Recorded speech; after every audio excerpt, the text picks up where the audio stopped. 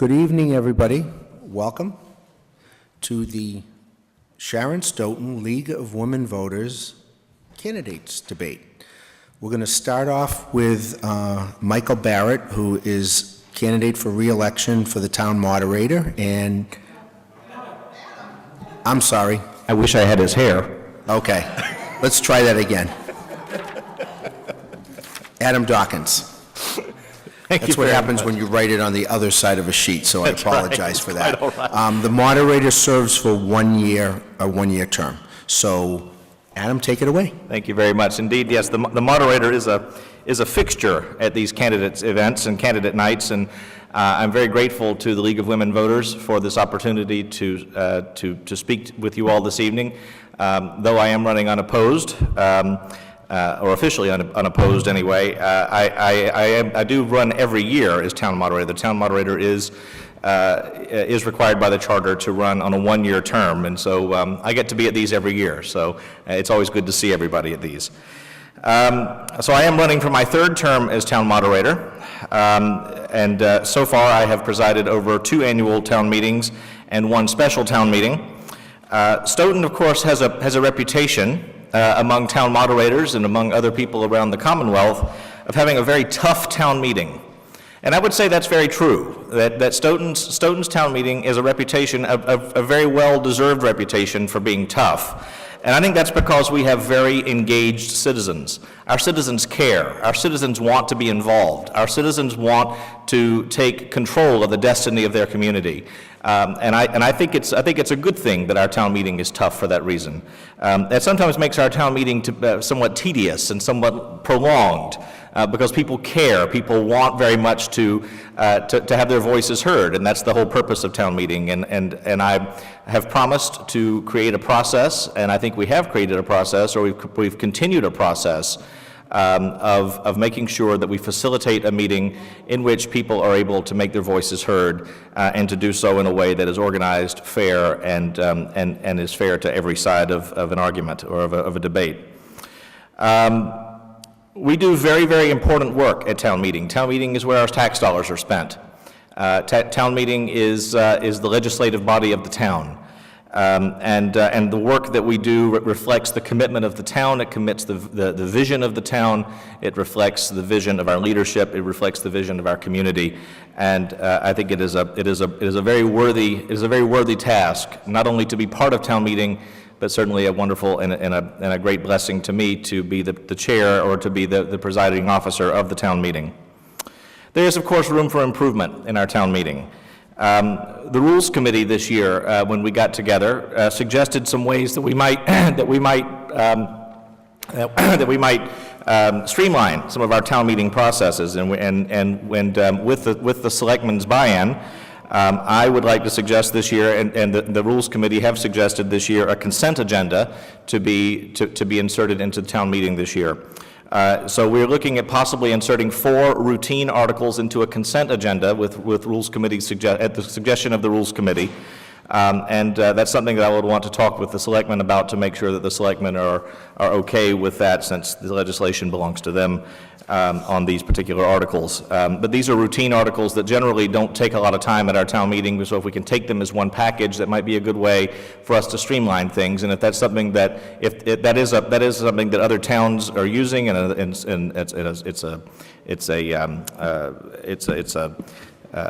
something that most towns that have representative town meetings have introduced into their agenda for some time as a consent agenda, where routine articles can be taken in one fell swoop. So we're going to give that a go this year in Stoughton and see if that will work for us. Hopefully it will, and hopefully in future years we might be able to add more articles than only 4, but this will be a good way for us to get started with it and to see if it'll work for us. I'm also happy to say that the Charter Review Committee is reconvened and has reconvened for the first time in about 3 years, I believe, since they were last together. And that committee is working on making some recommendations for some slight adjustments to our charter, which I fully believe should be a living and breathing document. Making any kind of changes to the charter is a lengthy process, as you all know, and it should be a lengthy process. They are looking, however, at some issues that would be appropriate for the Charter Review Committee to make recommendations on, mostly actually starting so far with things like the term of the moderator, the number of appointments that the moderator has, and other things around the moderator's position. I think in our conversation, most recent conversation during the Charter Review Committee, what we sort of came to a conclusion of was that the charter is very wise in the way it was laid out, and that the moderator is an exceptionally important and actually an exceptionally powerful position in this town with the number of appointments that come with it via the charter. And so if the town doesn't like my appointments, the town can certainly get rid of me after a year. So the way it's balanced out, I think, makes a great deal of sense. But that's something that the Charter Review Committee will continue to look at to see if they have any recommendations as to how we might make this position into something that seems to make sense for the town today. And to make sure that not too much power rests with any one person or within any one position in town, but to make sure that this is something that is that's held democratically and that reflects the needs of the town today. So with all that being said, I'm grateful for the opportunity to serve the town as your moderator. I look forward to another term, and I thank you very, very much for your partnership in this effort, and to all of you with whom I get to serve in various positions here in town. Thank you very much. Thank you very much, Mr. Dawkins, for your service and your candidacy. So the next, I neglected to introduce myself. My name is Mark Lindy. I'm the general manager at Brockton Community Access, right next door. I literally live on the Stoughton-Brockton line, and I've been doing debates for close to 35 years. Not living here, I do not have any horses in the race, just so you know. I happen to serve on the Southeastern Regional Vocational School Committee with Robin Zoll from the League of Women Voters. So next up, we're going to bring up, we're going to do the order tonight is going to be the Redevelopment Authority first, the School Committee second, and the Select Board third. So if we could get up the two candidates for Redevelopment Authority, Michael Barrett and Mark Zamarian. Did I say it right? Zamanian. Okay, there we go.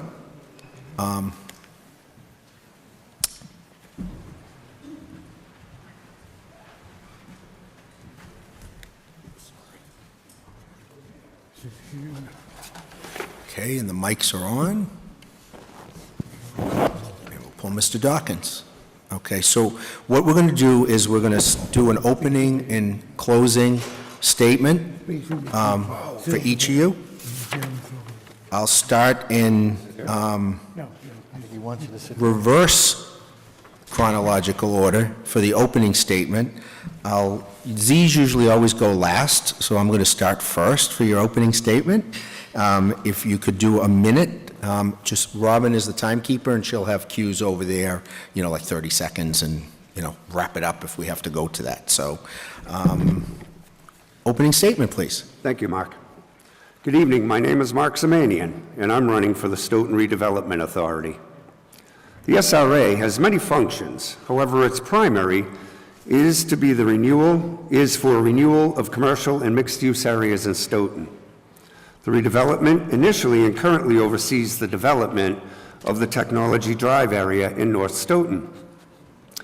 In 2014, its bylaws were changed to focus on the downtown area. About a year ago, I started taking an in-depth interest in the redevelopment of our downtown. My research quickly led me to the Redevelopment Authority. The first thing I noticed was that it was difficult to get real-time information because the meetings weren't being televised. This prompted me to start contacting SMAC with others in an effort to bring transparency to our government process in the SRA. I'm running for this office because I want to bring prosperity to this town. I feel confident I can work together with the board in a positive manner for the benefit of this town. Together we can focus on small projects, giving our full attention to a specific project and allowing us to complete the project one step at a time. I want to ensure that the projects we do take on won't add an additional tax burden to our residents. My goal will be to actively encourage private-public partnerships, ensuring the burden of the cost of said project will fall to the developer. I have 26 years of business experience as a consultant and a contractor. I serve as a town meeting representative, I believe it is time for fresh ideas and fresh minds, and I want to be those eyes and ears for you. Accountability, commitment, and transparency. These are some of the things that I will bring to the SRA if elected. Thank you. Okay, thank you, Mark. And Michael, we're going to give you 2 minutes to, because we ran a little bit of overtime. Will I have both of these gentlemen put their lamps on? This There we go. visual, I guess. Okay, thank you. My name is Michael Barrett, and I'd like to thank the League of Women Voters for sponsoring today's event. It's great to have the opportunity to speak directly to the voters and to address the issues and the questions that are going to come up that are all the issues that are on all of our minds. All too often, it seems like social media has become the primary source of information and discourse for residents to learn and speak about town issues, and we all know how that has worked out in the past. Fortunately, I think for some of us, that also serves as a reminder that we not only have a responsibility as residents, but we have a great opportunity to be part of the solution by taking an active role in running for office. On that note, I'd like to thank my fellow candidates, Mark, as well as the candidates for the other offices tonight, for all they have done and all they're willing to do to improve the town of Stoughton. I can't say that I'm going to agree with all of the positions that everybody takes, but I do respect their willingness to put themselves out in the front line, in the line of fire, and to expend what is often a significant amount of time, effort, and energy. I have lived in Stoughton for 34 years, but I still consider myself somewhat of a newcomer to Stoughton politics. This is my second time running for office. I've actually been a member of the Redevelopment Authority for 6 years, and I'm also a member of the Community Preservation Committee. In both cases, I was appointed by prior boards of selectmen, and then in the case of the Redevelopment Authority 5 years ago, I ran and won an election, albeit unopposed at the time. During those 6 years, I was chairman for four years, and during that time, we very proud of the efforts we took to create the accountability and transparency. We opened up a Facebook page, and I can say almost without doubt that our record of posting agendas and minutes on the town website was matched by no other committee in the town of Stoughton. My professional background is in corporate finance with a strong focus on real estate development and process improvement, and time is up, so I guess I talked a little longer than I thought, but again, I thank you for the opportunity to be here tonight, and I look forward to serving on the Redevelopment Authority for 5 more years. Thank you very much. So we have a series of questions that was prepared by the League with, I believe, input. And Robin, I just want to check and make sure I'm doing the time right. Each question is 2 minutes? 2 minutes, and I'll reverse the order just to make it fair. So question number 1, we'll start with Michael Barrett, and the question is, beyond statutory authority, what roles should the Redevelopment Authority and the Planning Board have in revitalizing downtown Stoughton? I think beyond the statutory responsibilities of both boards, the most important role we can play is as a partner to the town. For the past 5 or 6 years, I have been a strong proponent of working with the Board of Selectmen, with the Planning Board, with any other group in town that is willing to help us. I don't see us going off and doing it on our own. I think in order for it to succeed, we really need to develop a strong consensus across all of the interested parties in the town. We have, over the last few years, worked very closely with Pam McCarthy on some of the economic development. We've used some of our resources to help fund some of her studies that have brought money into the town. We've met regularly with the Board of Selectmen on request, trying to push forth different efforts. So I think the role we need to play is that of a partner. There are statutory rights that are given to, and the reason that redevelopment authorities exist is to help facilitate the implementation of a redevelopment plan once it is developed. But in order to develop a plan, you truly need to work with the Board of Selectmen, with the Planning Board, and with the public at large. We put forth a great effort for about 15 months. We had several public forums. We got great feedback from people. The one thing we really need is to go on and pick a particular project. We actually met earlier tonight, and we're continuing that process. We've got some focus areas that we've talked about with the Board of Selectmen. And again, that will come back through the public. We'll pick a project. It will go through all of the appropriate public setting and then get approved by the Planning Board, approved by the Board of Selectmen, and then submitted on to DHCD, at which point we would go out and help facilitate those public-private partnerships, because while we do have some resources, we have very limited resources, and we are well aware of the burden on the taxpayer. And like all of the committees, we too want to get as much as we can, but we need to leverage the town resources with that private development, and hopefully we can accomplish that. Thank you very much. I'll just repeat the question. Beyond the statutory authority, what role should the redevelopment authority and the planning board have in revitalizing downtown Stoughton? Thank you. It's interesting you bring that up. The previous speaker, Mr. Barrett, spoke about focus. One of my concerns is exactly that. There has been no real private-public partnerships that I've seen publicly. I think we need to pick a particular project, work with the planning board, work with the Board of Selectmen, work with town meeting. I mean, they're a big part of this. And whatever we bring forward, town meeting has to approve. This shifted in 2014. The focus of the redevelopment authority was primarily in North Stoughton, and it has shifted to the downtown. Anybody who spends any time in the downtown recognizes that not a lot has been done over the course of the years. I think we need to really get a priority list together, something that matches with the master plan, and we need to move forward with specific projects with private development paying for it, not taxpayer money paying for it. I'm a firm believer in change, and I'm a firm believer in redevelopment, but I do believe the burden should fall on the private developer. That's where the money needs to come from, not the taxpayers' pockets. And if we do have to pull money from the taxpayers, that money should be clearly and concisely explained to the taxpayers as to where it's going, how long it's going to be gone for, and how we're going to get it back. To me, that's a part of the transparency. Thank you. Okay, thank you. So I'll reverse the order on the second question, and the question is, is the State Theater's historic significance sufficient to justify saving the building for future use? I'll start with Mark. The short answer is yes, the State Theater is worthy of being saved. The real question is, how does that get paid for?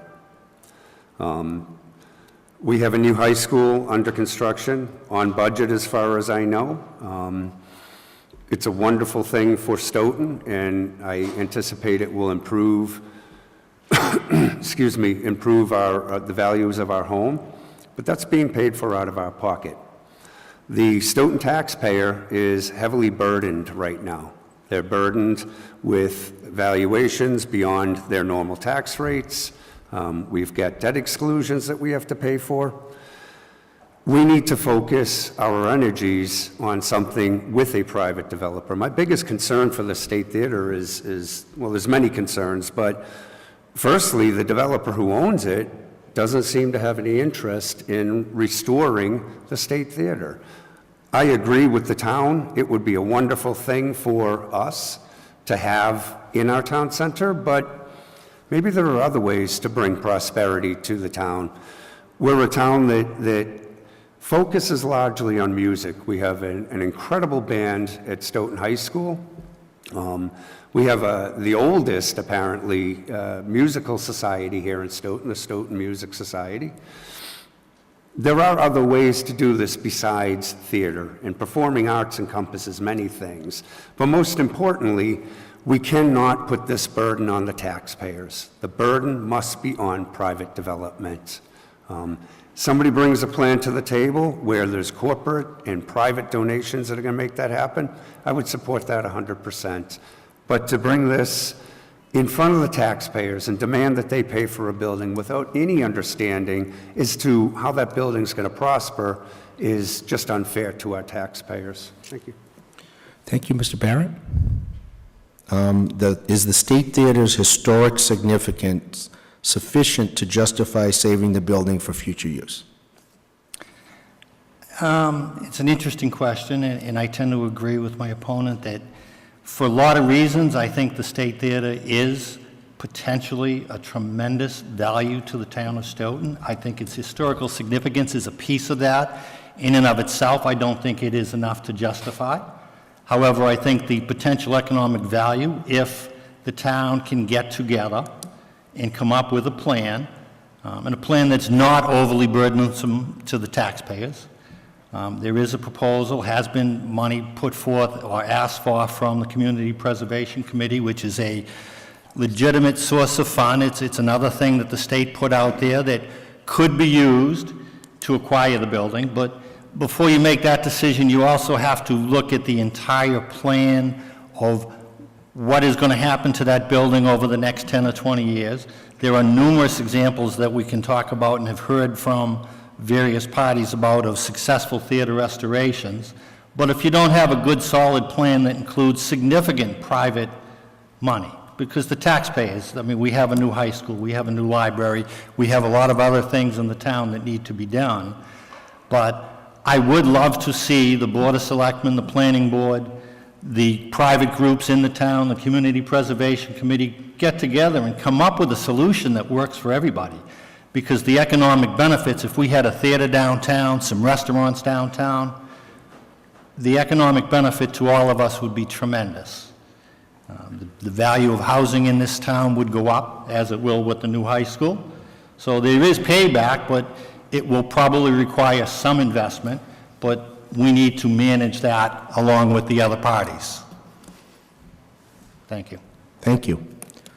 Okay, third question, and I'll start with Michael, is several small parcels within the downtown area do not have a future use according to the master plan. What is your proposal for a solution to this problem?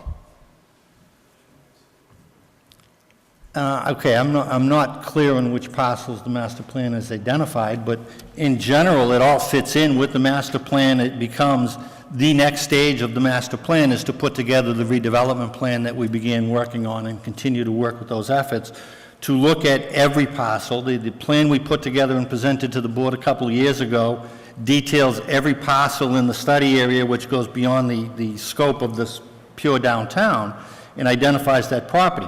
One of the things we would look at is there ways to combine properties to make them into a bigger parcel to become more eligible, or would they then increase the potential uses of those properties? And you can identify all of that. It leads into some very difficult conversations about whether or not people would want to sell their property or whether eminent domain would come in. It's not something that we could ever do alone on the Redevelopment Authority. Eminent domain, the power of eminent domain lies with the Board of Selectmen. They would have to approve a specific plan to ever do something like that. It is something that could be considered, but it ought to be done very transparently and very much openly and with the cooperation of the people who own those properties and the adjacent properties.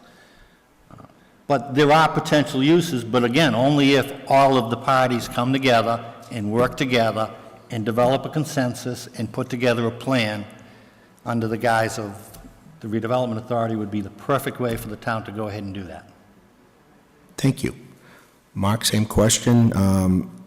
Many small parcels within the downtown area do not have a future use according to the master plan. What is your proposal for solution to this problem? Well, once again, I would agree with my opponent that transparency is key. The trouble is there hasn't been transparency up to this point. The Redevelopment Authority paid a consultant to have an urban renewal plan put together. Unfortunately, we don't yet have the jurisdiction to use that urban renewal plan to its fullest authority because it hasn't gone before the planning board. It hasn't gone before town meeting. It hasn't gone before DHCD. And it hasn't gone before the Massachusetts legislature, all of which are a part of the process that needs to happen in order for redevelopment to be relevant, to be effective. So my first thought would be, if we're going to look at small parcels, and I wouldn't disagree, I think smaller projects are smarter for this particular board. It's a group of volunteers without a professional staff, unlike other towns who do have a professional staff. However, as a group of volunteers, we need to bite off something that we can chew. We can't just be looking at a very broad, brushed area. We need to focus on something specific. In order to do that, we need an urban renewal plan that we can use with authority. And that means, again, planning board, town meeting, DHCD, and Massachusetts legislation. Then we can move forward. So I think it's great that we're looking at that. I'm not sure exactly what parcels you're talking about either, but if something's identified, absolutely, we'd take a look at it, as long as it's manageable. Thank you. Okay, well, next question is, do we need a parking garage to accommodate residents, employees, shoppers of the proposed mixed housing and commercial building? And we'll start with Mark. Do we need a parking garage? I'm going to go out on a limb, and I'm going to say yes, I think we do. The question becomes, how does it get paid for? And I'm not sure a massive structure is the intelligent thing here, but we definitely need to expand our parking in downtown. We need to centralize it so that people can find it with ease, so they don't have to go stumbling into our town square to find parking. They can park and walk. I think it's going to be critical, particularly if something like the State Theater was to happen. I don't know, that we can do without it if we revitalize this town. Part of the revitalization of this town is going to be to add living facilities, to put residential housing in, to have mixed-use structures. We need to be able to make that something that developers can do. Now, who pays for that parking garage? And that's a very good question. Again, I don't want to put this on the taxpayers. I don't think it's fair to the taxpayers. So something has to be thought about, and I think a number of boards have to get together and really sit down and take a look at our town center. It's clear it doesn't function, and it's clear there isn't ample parking. The only additional parking we've added was at the Randolph Savings Bank through that purchase, and frankly, that's going away from what I hear. We're looking to sell that soon. So that's not going to gain us anything. Yes, we need some sort of parking management plan in place. Thank you. Michael? Do we need a parking garage to accommodate the residents, employees, shoppers of the proposed mixed housing and commercial building? I'm not sure that we need a parking garage. I think a parking garage could certainly be part of the solution. The town has and is about to, I think, present to the Board of Selectmen for adoption a parking management plan that was in part, I believe, funded by some money from the SRA. We talked at length in many of the public forums, so transparency, which is being thrown out there as an issue, is not an issue because we held public forums. We presented information to the Board of Selectmen, to the chair of the planning board, were invited to every one of our meetings, and as we talked about potential projects and potential issues, including parking and a possible parking garage, which was proposed several years back by the Board of Selectmen as a possible parking garage over on Rose Street adjacent to the current police station property. It could certainly be part of the solution. I would have the exact same concerns that Mr. Zemanian does in terms of the cost. I think the town probably has to make an investment to leverage any future development, and what we need to do is work together to manage that, to lessen to the highest degree possible any burden on our residential taxpayers and our business taxpayers. So again, it could be a possibility. But in and of itself, I think there are potentially other solutions, parking that could work as well. And the parking management study should help us get there. Okay, thank you. I think you just alluded to this, but I'm going to ask it anyway, and I'll start, Michael, with you. What should be done with the former Randolph Savings Bank? There are a number of potential uses thrown on the board at the time of the Randolph Savings Bank acquisition. In fact, the Board of Selectmen had come to the Redevelopment Authority and asked us to partner with them. And the first response I had to them and to the people proposing it was, what are your plans for the property? There was discussion about potentially using it as a relocation for the post office. There was obviously the parking parcel next door, potentially subletting it out, using it for various events, using it as a town hall annex. My concern then, my concern now is we should have that plan in place and know what we're going to do before we put out the money to buy something. Same is true with the parking garage. We should have a plan in place. The plan that we tried to put together and is still active will do all those things. I mean, DHCD has very strict requirements about what needs to be in the plan, and you can't do it behind the scenes. People who don't know about it, maybe because they weren't paying attention, maybe they weren't coming to the forums, we made every effort. We advertised those forums. We put the stuff out there. We came and sat on several occasions with different Board of Selectmen and walked through the plan and presented and talked about it. It will indeed go forward if the Board of Selectmen and the Planning Board want to participate. What it really needed and still needs is a focus on a particular project that we as a town can say, hey, this is the project we want to take forward to DHCD. The plan we put together was fully intended to do that, and still is. And those are the conversations that are still going on. And I look forward to bringing them forward and working with the public and with the various town boards to make them happen. Thank you. Mark, what should be done with the former Randolph Savings Bank? So the real question is, why did we buy it? Haven't gotten a good answer from anybody yet, including the Redevelopment Authority. Redevelopment Authority got up at town meeting and announced that they would support 50% of the cost of that. Didn't happen, not as of yet. Have not heard any more discussion about that. A plan? Yeah, love to see a plan. I'd love to implement a plan. A plan that doesn't cost our taxpayers money. A plan that makes sense for our town square, our downtown. We bought a building in grave need of repair. We bought a building that's costing us a lot of money to run during this winter. I don't know that it was a smart building to buy, but I do know that when the redevelopment said they would participate in it, they should have had a plan before it went to town meeting, and we didn't. As far as I'm concerned, yes, it could be used as a community center of some sort. I think to say that it could be used as a post office is really a stretch. We're just getting into conversations with the post office now. There's no guarantee the post office would have any willingness to move to a smaller space, and if they did, we'd clearly lose the parking. What do we put in place of the post office? A green space? I love green spaces. Anybody who knows me knows I'm big on green spaces. But is that the intelligent place for a green space?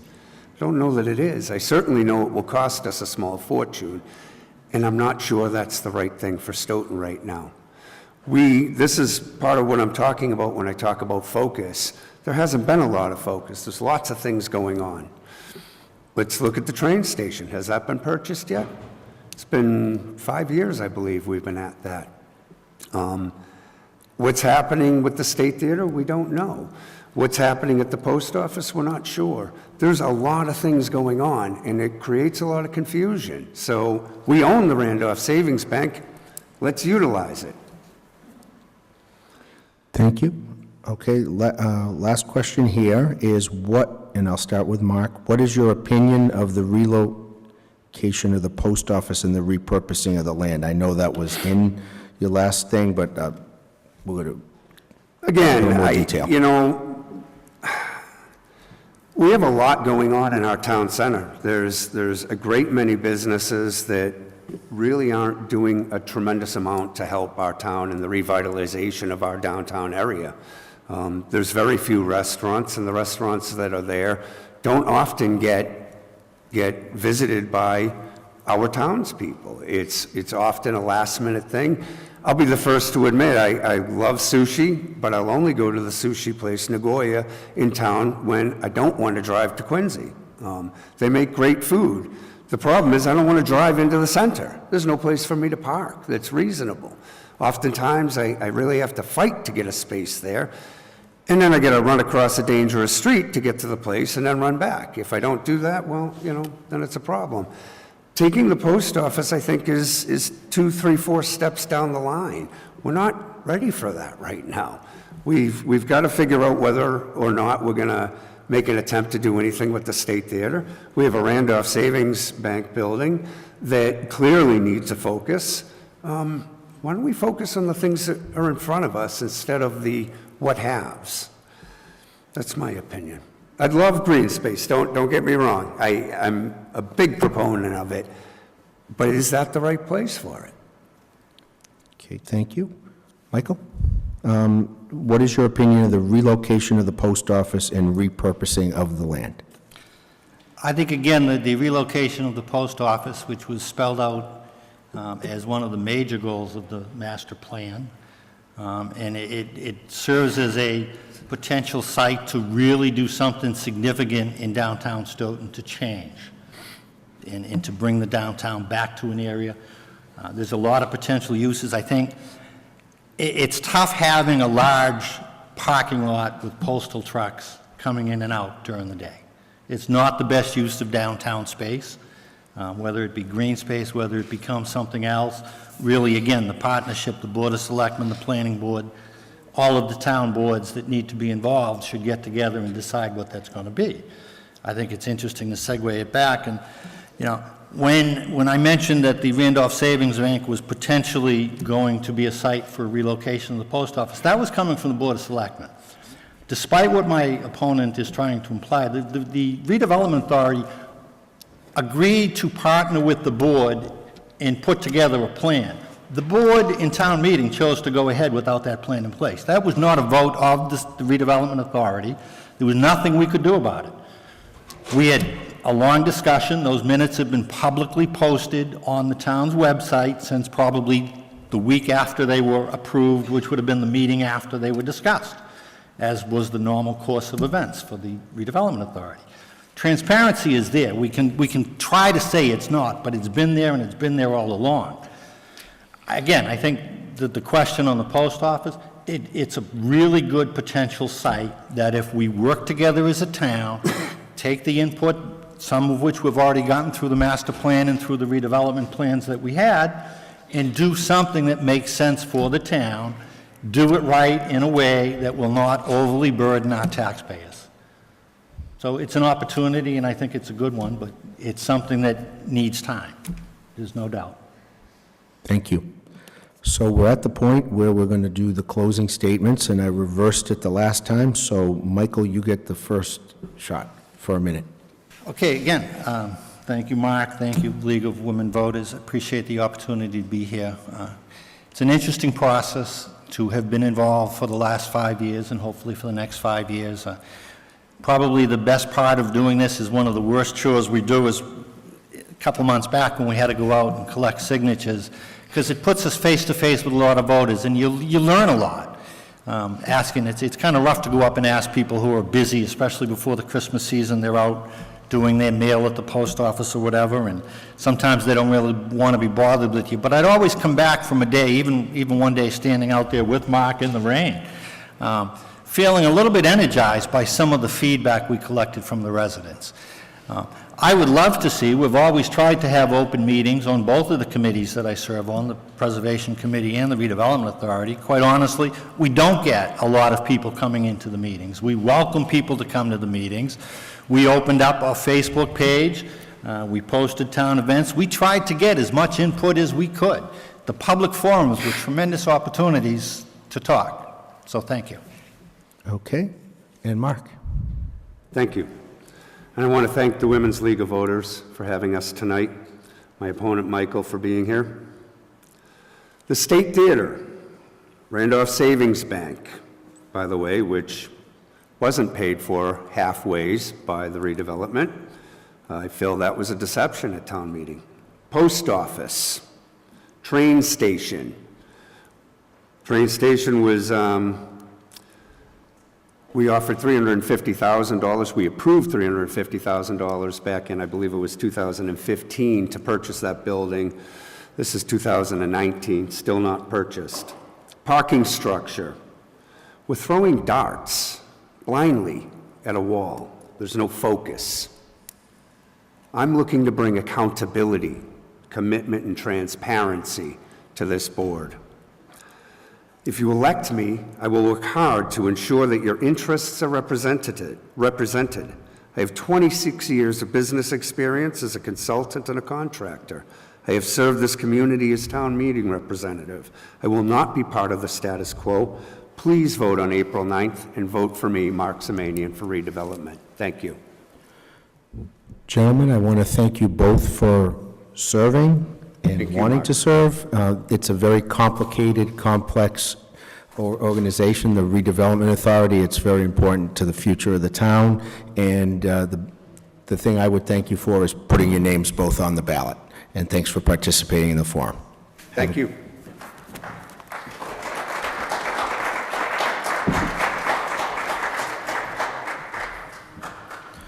Next up, we're going to have the candidates for school committee. There are 3 candidates, but there are only 2 this evening. Joe McDonough did inform the league that he couldn't make this event a while ago, but we do have Anita Hill and Erdem, how do I say your last name? Is it Ural? Okay, just want to make sure. Okay.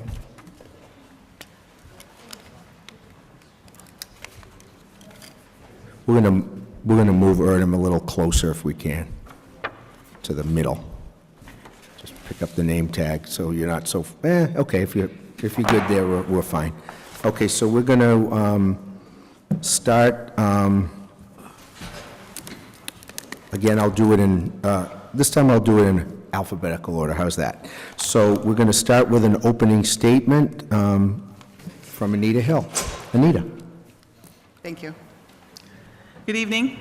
Thank you to the League of Women Voters for providing this forum and inviting us all here. I'm Anita Hill, and I'm running for re-election to the Stoughton School Committee. I've been on the committee for 3.5 years.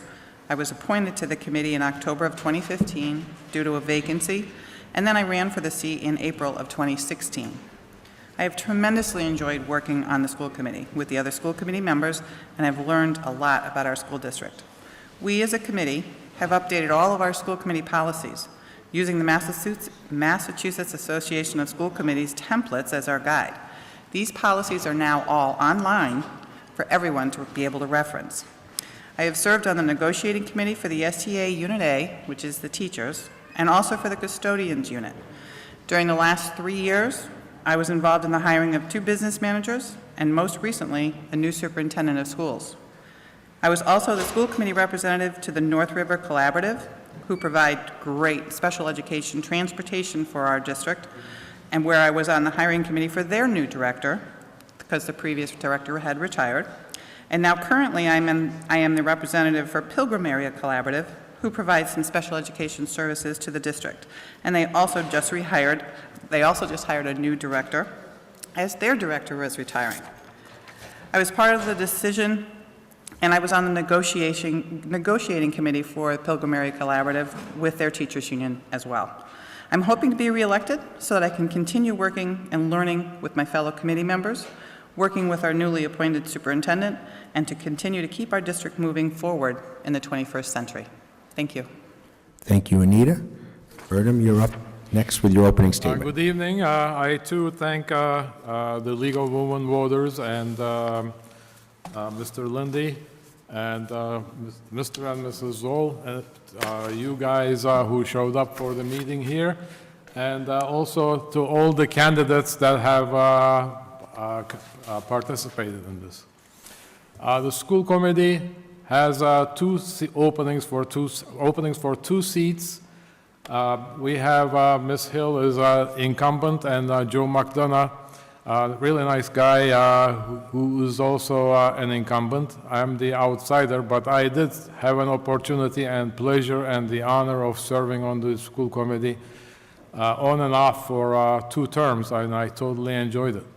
Why do I do this? Why do I glutton for punishment? Is because I care about the kids, and I have a child in the Stoughton public school system. He is 7th grade in the middle school. I'm a scientist.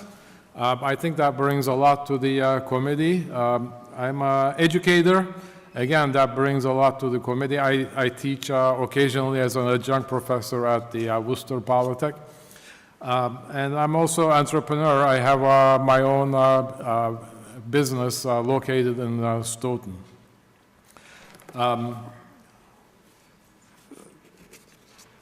I have a number of priorities. Hopefully, there will be some questions about that.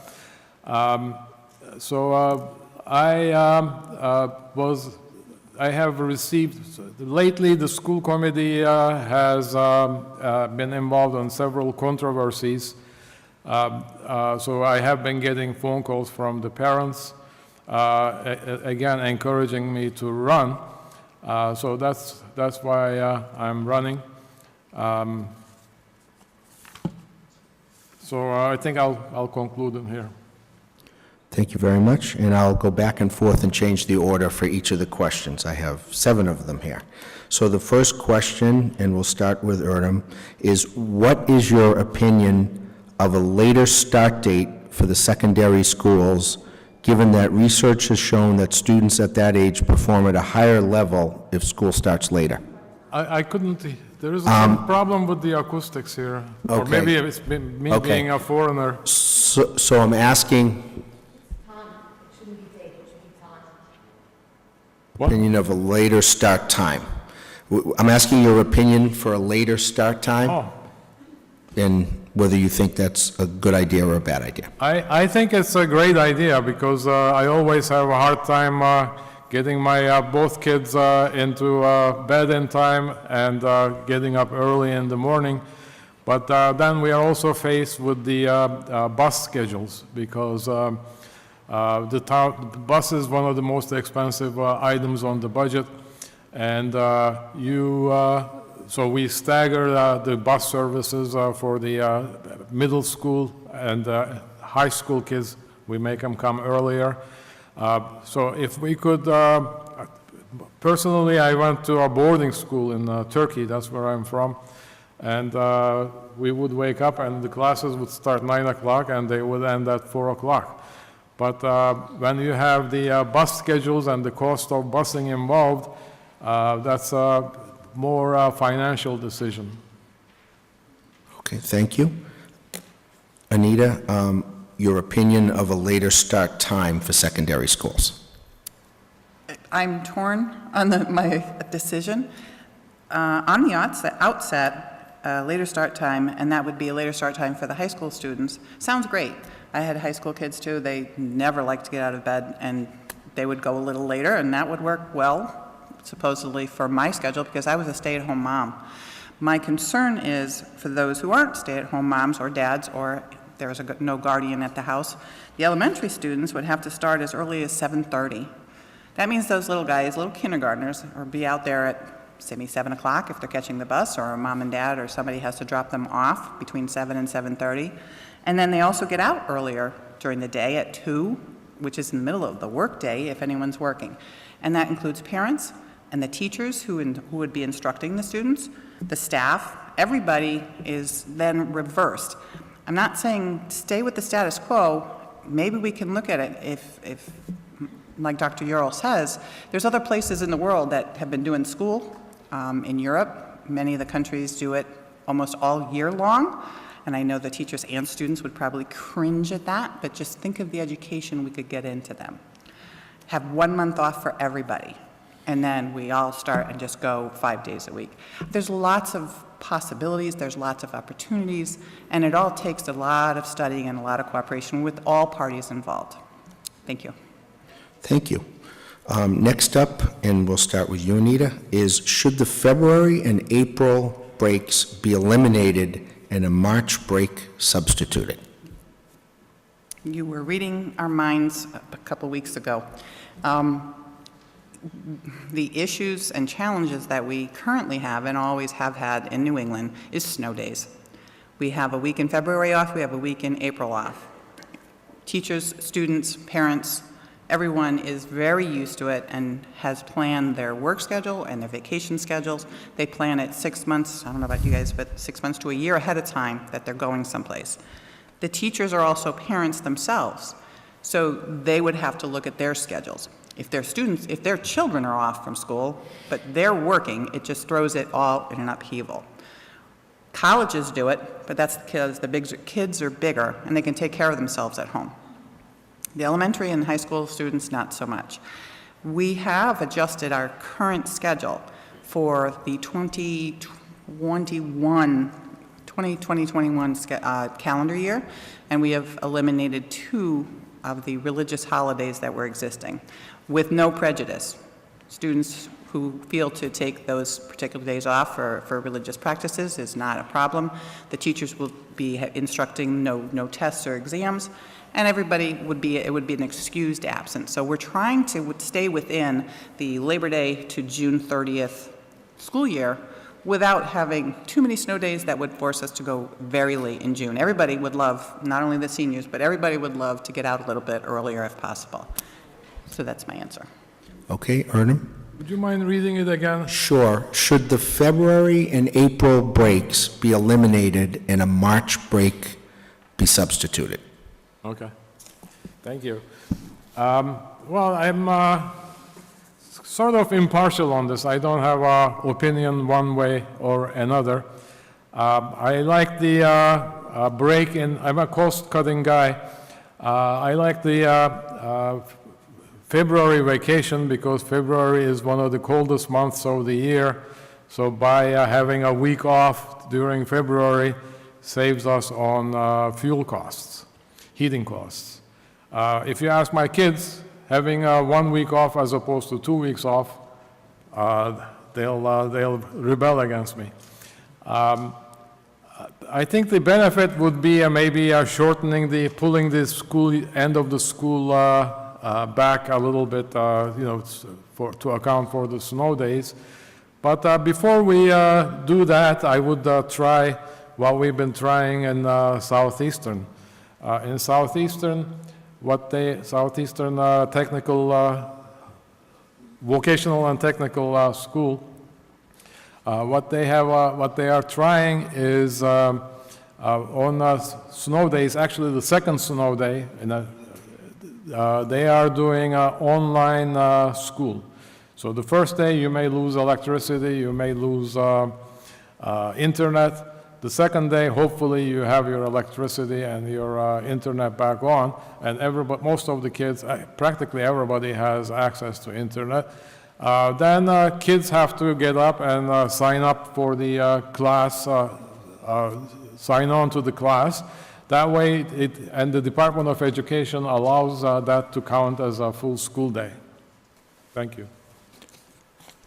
Okay, the next question, and I'll start with Ernest, is, I'm sorry, Anita, I didn't mean to not get you. For me. Okay, You started. yeah, we got both of them. Okay, so if there are many snow days and time has to be made up, do you have any thoughts on how to make them up rather than keeping schools open through late June? I just said that. Okay. It's kind of repetitive of the earlier question, but we have 5 snow days in our planned calendar.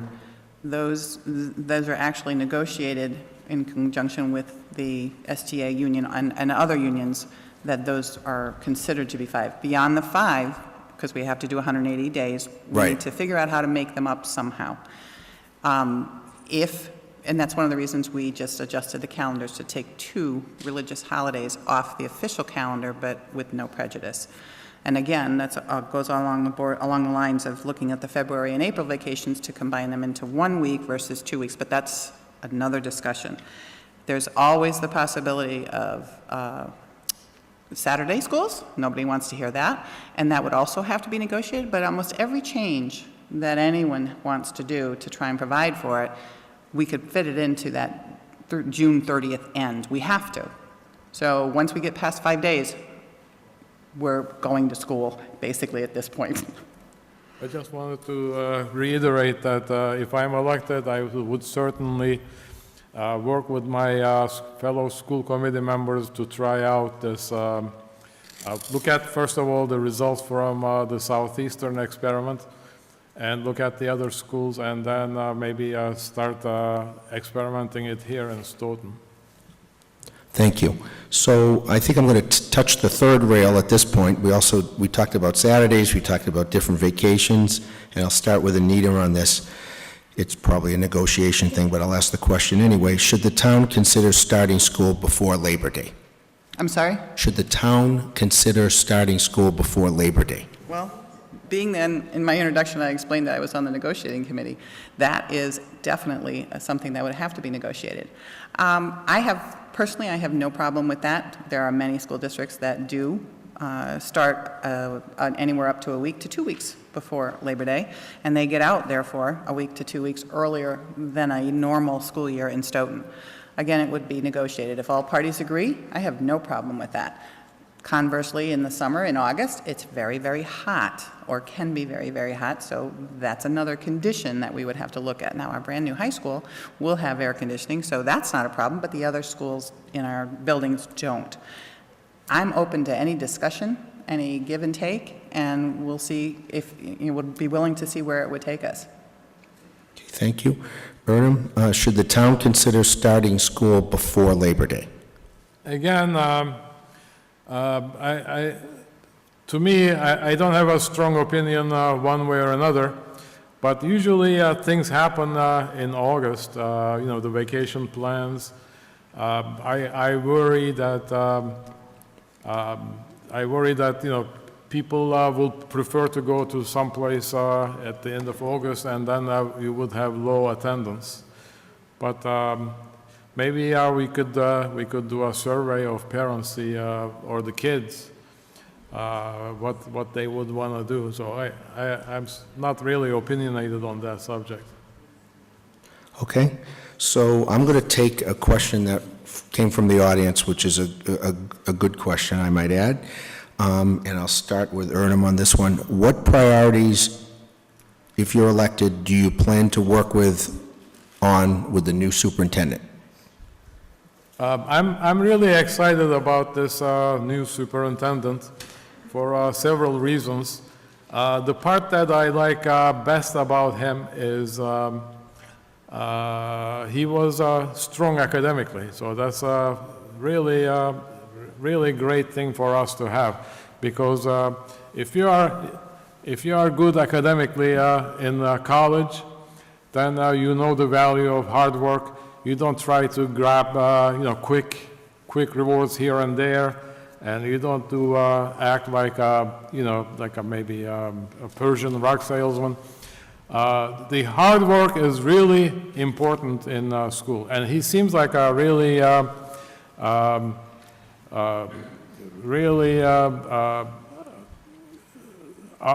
really honest guy.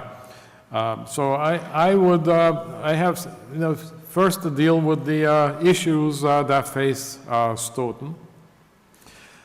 We have a teacher morale issue. We have bullying and vaping issues. We have anti-Semitism issue. We have a diversity issue. And the next one is student achievement. We really need to work hard on improving the student achievement in science. We really need to work on improving the student achievement in the high need subgroup. So we are way below that, behind on the schedule. We have a budget shortfall. I think this new superintendent will be really credible when he comes up with a budget projections or come up with a budget. And we also, I think he's a reasonable guy. He would understand because some of the people in town, they are below poverty level. They are having difficulty paying their taxes. They have to choose between buying medicine, buying food, or paying taxes. But my time is up. Anita, the question is, what priorities do you plan to work with the new superintendent if you're reelected? If I'm reelected, obviously, the school committee works closely with the superintendent of schools. I'm very excited to have Dr. Marcus come on board. It's a pair of fresh eyes, new ideas. Obviously, first month he's going to be going in 15 different directions, learning the surroundings, getting acquainted with his admin team. He's coming on July 1st. Not too long before they get hot and heavy, believe it or not, right into budget, pre-budget meetings and conferences of that sort. I would, if I had personal time with him, if there is such a thing, I would love to pick his brain for new ideas, new programs, things that worked in Sharon that might work here, and vice versa. What didn't work in Sharon, do we have that here? Should we be looking at taking that away? Should we be looking at it at a different angle? He is like, it's a new set of eyes, and that's never a bad thing. And like I said, I'm really excited to work with him. Thank you. Can I comment on? I'll give you a minute, and I'll give you another minute if you... A rebuttal? Yep. And we'll It's let not you do it. really a rebuttal, but I wanted to make a recommendations to the school committee since they will be, hopefully they are working on a contract. The issue we had with the previous superintendent was that her contract said mutually agreeable goals. So you would come up with can we have this as a goal? And it says, no, that's too hard, or I don't agree to that goal. So school committee should be able to set the goals for the superintendent. So we consult with the superintendent, set the goal, and we are not bound by his or her approval because the goal is too hard. Thank you. Anita? As far as the new superintendent's contract, it has been negotiated. To my knowledge, it is in the process of being signed, so therefore I cannot speak to the exact items that are in it. However, we went over the existing contract with a fine-tooth comb. We used a superintendent's contract template from the Massachusetts Association of School Committees, and we basically came up with a complex blend of both. There were a lot of things that we took out and a lot of things we put in, and that's really all I can say right now. But like I said, it has been agreed to by both parties, and we're just waiting for it to get signed. We will have a meeting tomorrow night, so hopefully we'll have an answer. Thank you. So the next question, and I'll start with Anita, is should the schools reinstate before and after school enrichment programs? Before and after school? Enrichment programs. We have enrichment programs. They may not be called enrichment programs, but there are facilities and teachers that are available both in the elementary and the high school, through the high school buildings. At any given time, if a student or a teacher sees a student who is falling behind, they are targeted as needing some extra help. And they're not necessarily pulled out of their normal classroom, but there are enrichment teachers and facilities that they can put them into to help bring them back up to grade level, whether it be reading or math or even social emotional. We have a special education department that is, bar none, I think hands down to a lot of districts. We have taken a lot of the special education classes and courses in-house, and only when we absolutely can't handle them do we ever have to go out of district, which is amazing for any school district. The normal rest of the students still struggled. My daughter struggled, especially with math. So there's tutors, there's student tutors, there's teacher-student tutors. There's a lot that is available. Parents and/or students can contact any of their classroom teachers with any concerns or any needs that they see or recognize.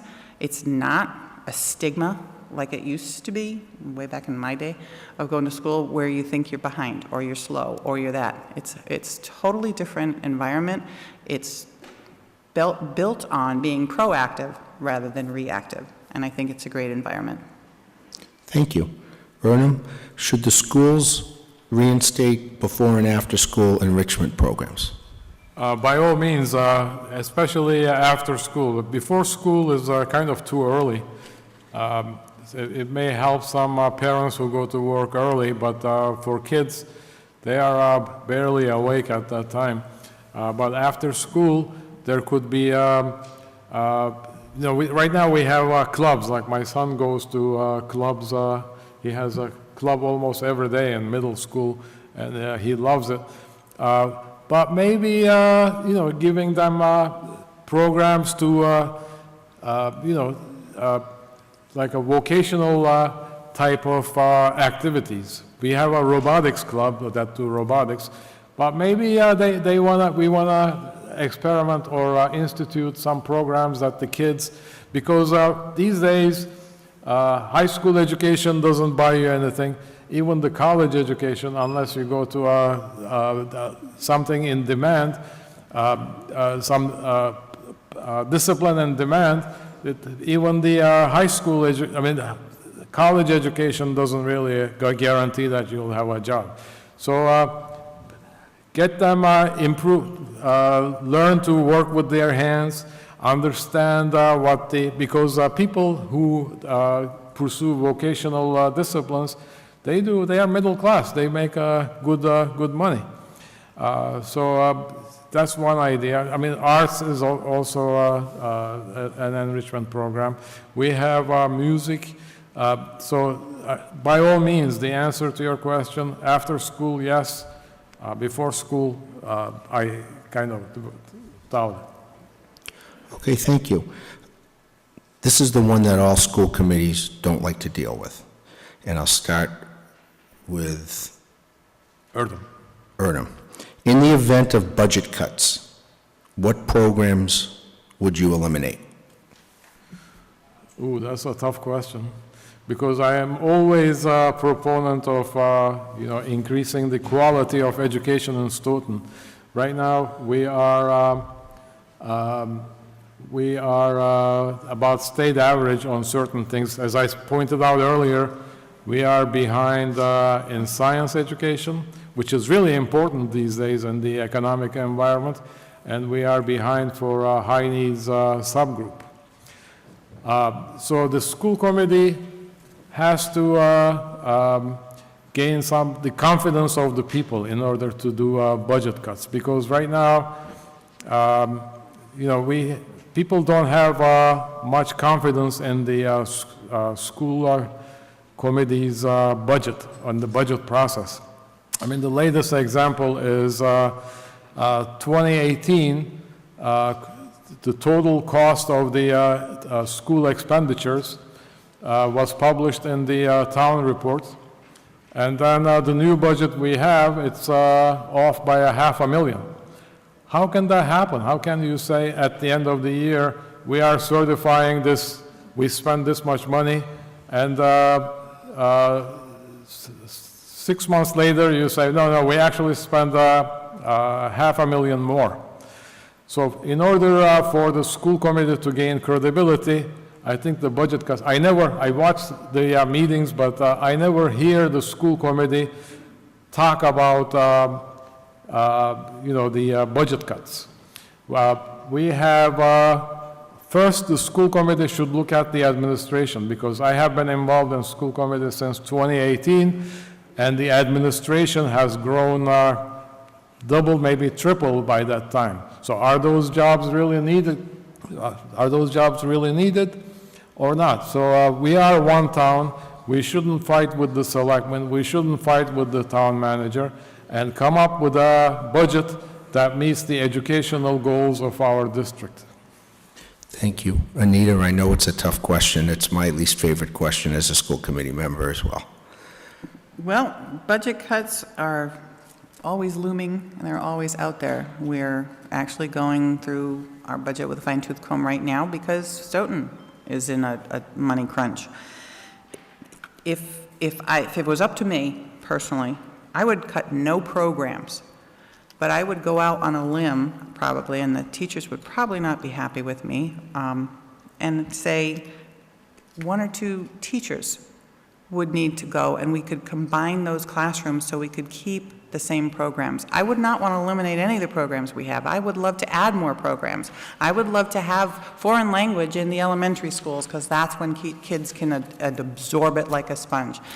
But that's if you have money. Everything is revolving around the money. Right now, like I said, we're in the process. We're going to be talking about some more, some more adjustments tomorrow night at our next meeting. We came up with a 4.5% increase of our budget over last year, and that was after 5 years of averaging only 2.8%. We are very much aware of the burden that is put on all the taxpayers, and we're very much aware that the school district takes a large chunk of the money that comes into Stoughton. We have a large chunk of the employees, and we have a large chunk of the buildings to support with that. We've asked over the last 10 years, bottom line, it's only 1.5 people increased total between all of, I know it sounds crazy to believe that.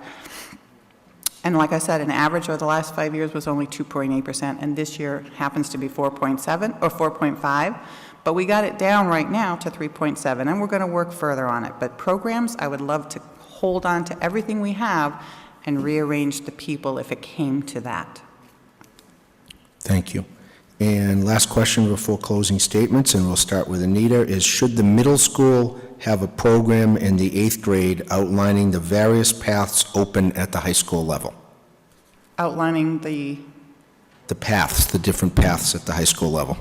There is what I call 8th grade orientation. There's a day where all the 8th graders come up to the high school, and they start out in the auditorium, and they get a tour of the high school. It's a lot bigger than the middle school. Middle school was a big jump when they came from elementary school. So they get a tour. They have different teachers from the different areas, the math, the science, the English. They have all the club people there. It's like a whole new world, a bigger world, even though middle school was bigger than the elementary. So they do have currently a brief orientation. It's not where they sit in the classrooms and take a class, but they do go walk around the halls. They do go to see where lockers are. They see where the cafeteria is, how much bigger it is, and all that. So they do that currently. Okay, Ernem, should the middle school have a program in the 8th grade outlining the various paths that are open at the high school level? Thank you. The word program is kind of a strong word. I think this is a guidance issue. I think, if I'm not mistaken, we have 4 guidance counselors in high school. And as Anita said, they take the kids to regular high school, but they don't take them to Southeastern because Stoughton kids have access to 3 great public school systems. One is Stoughton Public Schools.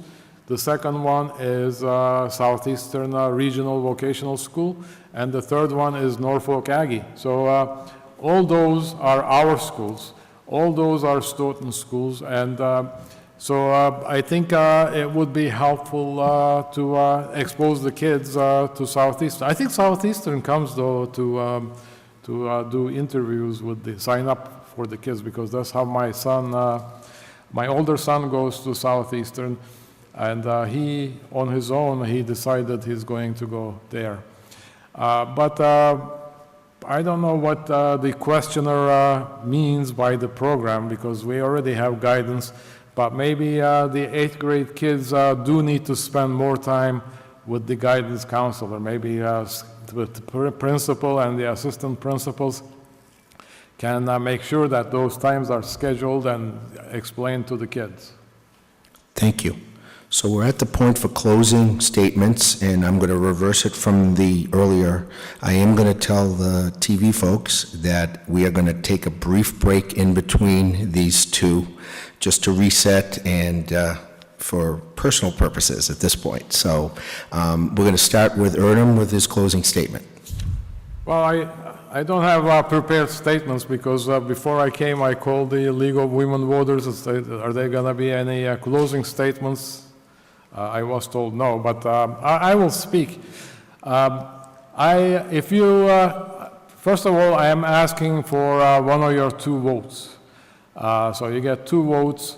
I hope one of them will be for me because you can be sure that I will make a difference. I will make a difference because I have a PhD degree in aerospace engineering. I'm intimately involved in science and science education. I teach college, actually graduate level in Worcester Polytech occasionally. People who know me here, Eric will attest to that, I do speak my mind. So if you have me on the board, maybe a board will not be as cozy. It won't be, there will be talk, every issue will be talked and aired. People complain that meetings are too long, but so be it. I mean, the purpose of the open meeting law is to be the open meeting. Thank you. Anita, your closing statement. Thank you. Again, I'd like to thank the League of Women Voters for providing this opportunity to be here tonight. It has been an honor to serve as a Stoughton School Committee member for these last 3.5 years. I've been committed to help the district to continue to move forward and would urge all community members to watch our school committee meetings and to follow our discussions and decisions. I'm also a town meeting representative and have been since the year 2000. For the time that I've been on this committee, I've always been committed to the improvement of the education of our children, whether it be through policies or budgets or hiring and evaluating the superintendent. My expertise in real life is accounting. I am the HR and payroll manager at a small manufacturing company in Rockland. To that end, I'm very familiar with the financial end of a business, budgets, hiring, payroll, the employees, and the overall health of a business. I look at part of my responsibility on the committee in a very similar manner. We are responsible to keep our school district current in all federal and state requirements, but at the same time, we're responsible to our town residents. Our students deserve the best education our tax dollars can offer. Our residents deserve the utmost consideration when it comes to spending their tax dollars. It's a delicate balancing act, but one that I am happy to perform, and one that I feel I do very well. I will always have both the district and the town in mind when it comes to budget. And time is up. Thank you both very much for your current service and your past service, and most of all, go out on the April 9th election and vote. We will be back in a few moments with the Selectmen's debate.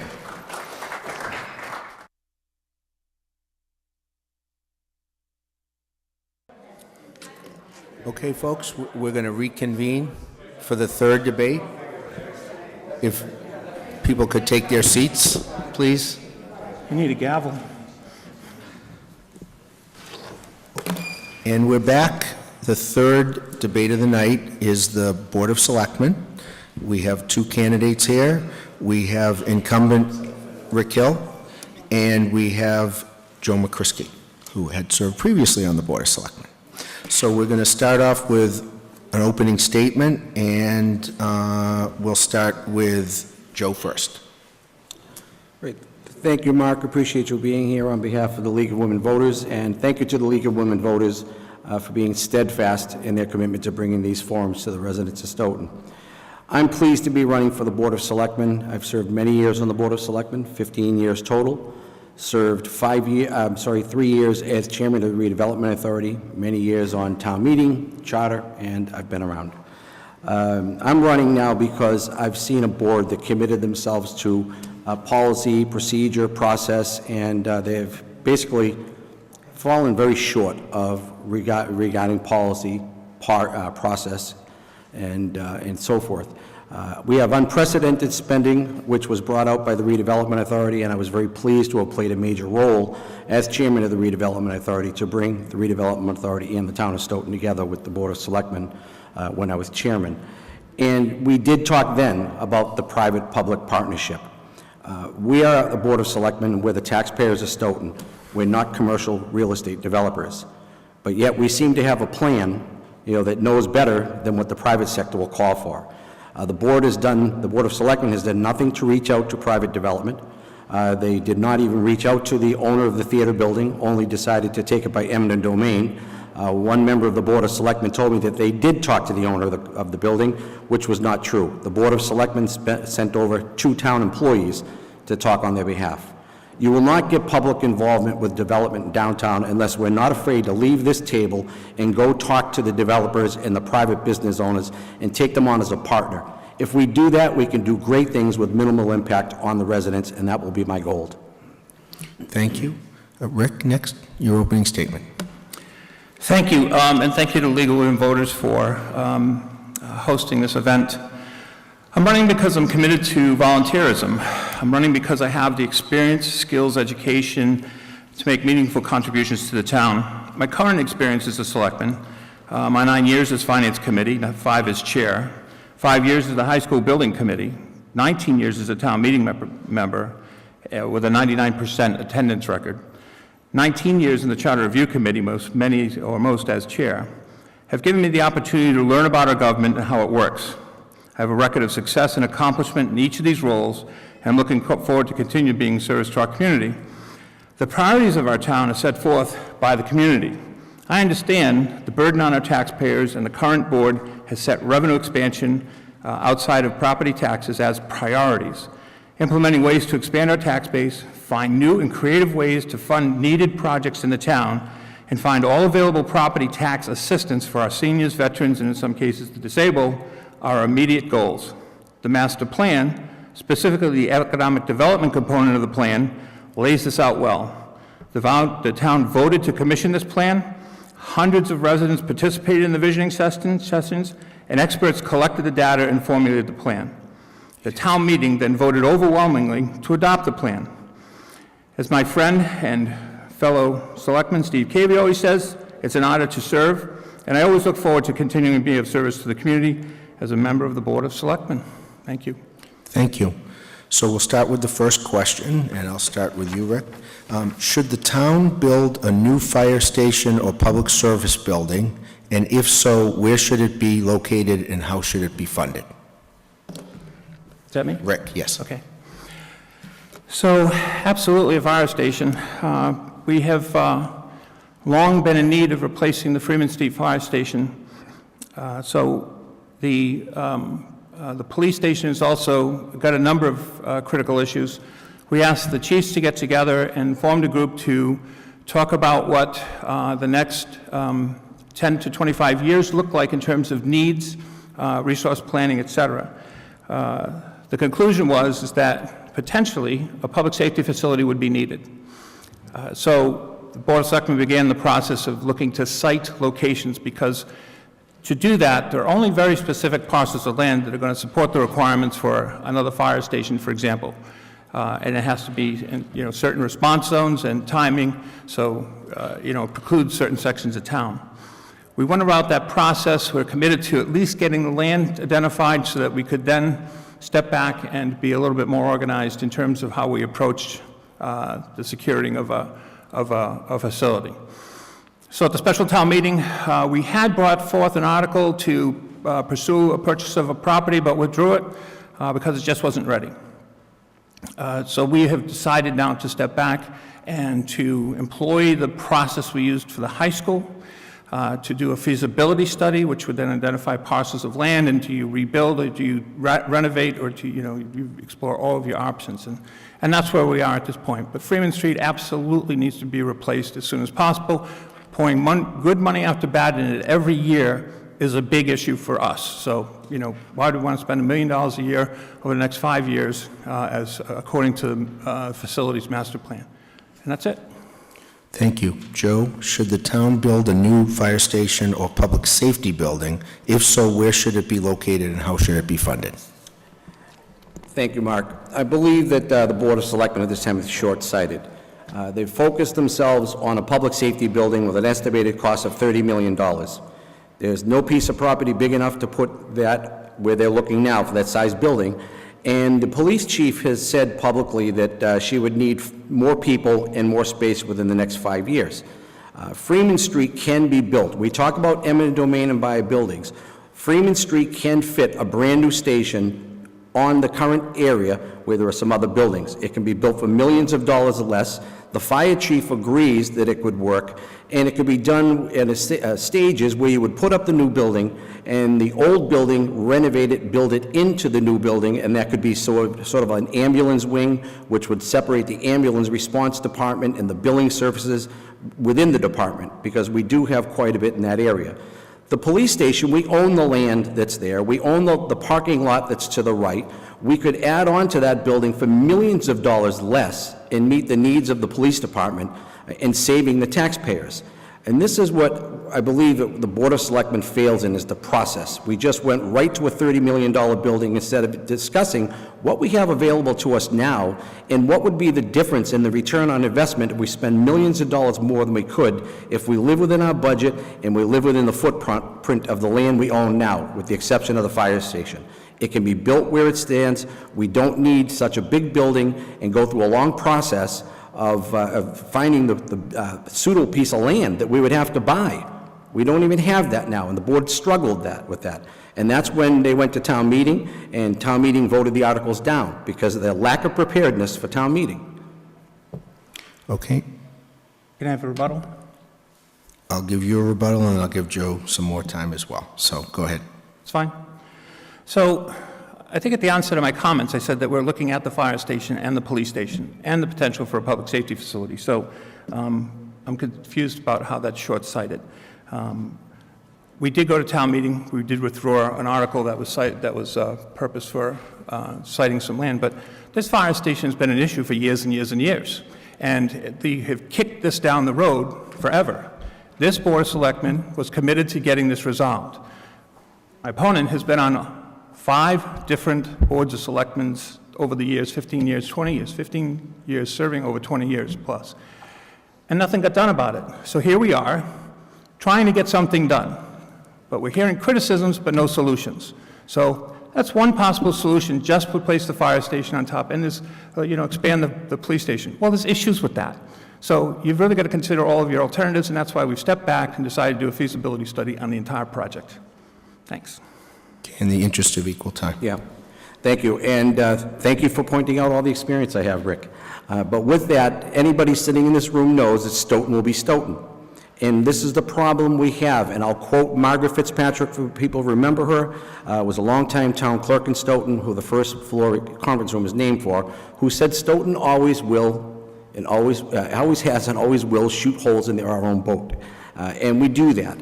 But what we haven't utilized is there's been too much politics in here, and certain members I have always supported came back on the Board of Selectmen in 2014 and said we need to get a fire station done. There's one sitting member of the board as well that did nothing to get it done. We end up getting involved with too much in politics. We need to empower the department heads and have selectmen stay out of town hall as much as they spend now and let the paid employees get the job done as well. I'm going to go to the next question. I'm going to start with Joe. Do you think the town should consider rescheduling the local primary and elections to coincide with state and federal dates? I think that's a great idea right now, especially from a budgetary purpose. It does save us money to reduce, and let's face it, folks, if you look at the turnout for a selectman's race, there are far less people that turn out in a selectman's race, a general election and a primary. The Board of Selectmen have more power over the residents' everyday life through taxes and schools and libraries and trash pickup and plowing of the roads and so forth, and it has a huge effect. We need to do something to get people out to vote, and I think it'll be a lot easier on the townspeople, the employees and the clerk's office, and it will bring out a better voter turnout. And I think whatever we can do to get more people to turn out to vote is going to be in our best interest. Okay, so Rick, same question. Do you think the town should consider rescheduling the local primary and elections to coincide with state and federal dates? I think it's worth a discussion, and it's certainly a charter change. So we have specifically in the last couple of weeks taken up the charter as an item to review. There are a lot of cleanup issues in the charter that need to be taken care of that were vestiges from the conversion to it. And then there are suggestions that we also need to look at. One is voting places. I don't think we had this on the list, but it's a good idea to incorporate. Because it's a new high school, maybe we consolidate all the voting precincts into one place. Certainly that would save an awful lot of money. So I'd be open to that idea. We've talked about other things within the charter, but the location of voting was certainly a big piece of that. So. Thank you. Third question, I'll start with Joe. Should the town appropriate funds to remedy the problem of standing water at the Wilkins School playground? Well, that would, I don't know if we would be able to do that as a Board of Selectmen, just appropriate funds. That should be something that's put into the budget or an article. Again, I don't know all the information that is there, if that's something that's an emergency nature, if we can do it in-house. With the DPW, that would be the quickest remedy. If that's something we can do, we should act on it right away, if it's that simple. I don't know the extent of the standing water issue for the playground, but it sounds like something we could do in-house, and it should be a real short fix. So Rick, same question. Should the town appropriate funds to remedy the problem of standing water at the Wilkins School playground? Yes. So there's currently an article coming up before town meeting that was proposed by the Director of Recreation. The playground is on town-owned land, although it's adjacent to the school. We've seen several presentations on the issues that are there and certainly warrant being addressed. The price tag's kind of hefty. It's about $700,000. So it really requires taking out all of that land where the problem exists, and then resurfacing and bedding it, and then new equipment. So we did a great job at the CAP. This is another opportunity to fix another playground for the kids in town, which is always a good thing. Priorities for me is certainly kids, seniors, veterans, and public safety. And again, this would qualify under the CPA program for funding. So. Okay, thank you. Next question, I'll stay with Rick and then go to Joe. Should sewer lines be extended to Park Street? Great question. So the town, again, has been discussing this for years and has kicked the can down the road, has made several bad attempts at trying to bring this to the forefront. We've kind of put our arms around it, this particular board, and looked at it as a twofold opportunity. Number one, it's a health issue. Number two, it's an economic development issue. From a health perspective, there are still cesspools sited along Park Street, in addition to businesses today that have a real need to have sewer installed, and they've come to the town repeatedly to ask for help.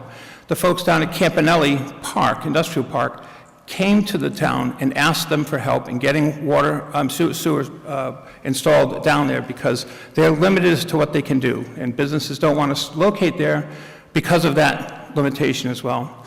So from an economic development standpoint, absolutely. I think that if we can expand that revenue base, which is a big part of our charter here at this point, so that we can reduce the burden on taxpayers, I'm all for it. So the cost of this had been badly misrepresented the first time around, and it was going to be estimated to be $20,000 to $30,000 in betterments for the landowners that were there. So it was not our approach. Working with the assessors and the treasurer and the engineer to then look at forecasts for revenue with the appreciation in land values that happens there. It increases the tax base. There's certainly going to be more sewer and water revenue. And at the end of the day, I think the payback, the return on the investment, which would be coming from that enterprise account, would be, I think after 10 years, that it would start kicking off about $1 million in revenue. So. Okay, Joe, same question. Should sewer lines be extended to Park Street? Not at this time. It was mentioned that we've been kicking this project down the road. Well, I guess it goes back to 2015. I was on the Board of Selectmen when I was asked to meet with one property owner, that is the land across from the former Mermax on Park Street. All of a sudden, it's a priority. And all of a sudden, there's this big need from Campanelli. I'd like to see the letters of anybody from Campanelli that they sent to the Board of Selectmen. The residents were here in a meeting and overwhelmingly opposed to the sewer. There is a couple of businesses that could benefit, and I'm all for it if there's a return on the investment. But again, the lack of any written plan that shows a clear return on investment for the taxpayers' money. If Campanelli can be invested in, we need to know a lot more. Again, we're not commercial developers. Let's get somebody else to tell us that we can get this money. I hear examples of spending money that we have from new growth coming in. New growth is the money we need every year. That's what we use every year. And spending new growth is like spending your Christmas bonus before you know if you're going to be at the company in December.